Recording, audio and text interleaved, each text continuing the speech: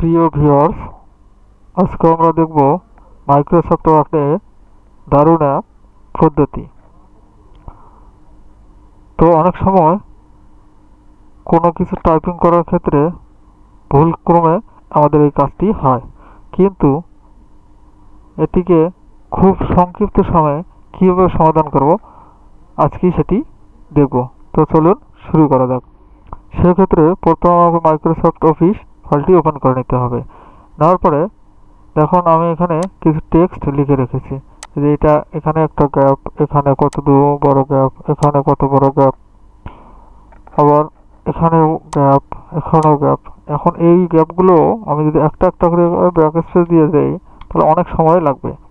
তো সেক্ষেত্রে আমি যদি এক ক্লিকেই সবগুলো ঠিক করতে পারি তাহলে আমাদের জন্য কত সুবিধা হবে। তো দেখে নেওয়া যাক। তো সেক্ষেত্রে আমাকে সবগুলোকে মার্ক করতে হবে, Ctrl+A দিয়ে অল সিলেক্ট করতে হবে। এরপর একদম টপ কর্নারে দেখতে হবে রিপ্লেস। রিপ্লেস থেকে এখানে আমাকে ফাইন্ড হোয়াট যে অপশনটিতে আছে এখানে টাইপ করতে হবে Shift+6। এরপর ছোট অক্ষর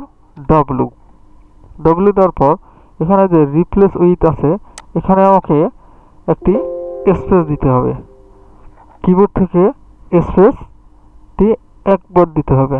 এরপর রিপ্লেস অল, এরপর ইয়েস, এরপর ওকে। দেখুন কত সুন্দরভাবে সব স্পেস চলে গেছে। তো ভিডিওটি যদি ভালো লেগে থাকে অবশ্যই লাইক করবেন এবং শেয়ার করে দিবেন। সেই সাথে পাশে থাকা বেল আইকনটিতে টিক দিয়ে রাখবেন। ধন্যবাদ সবাইকে।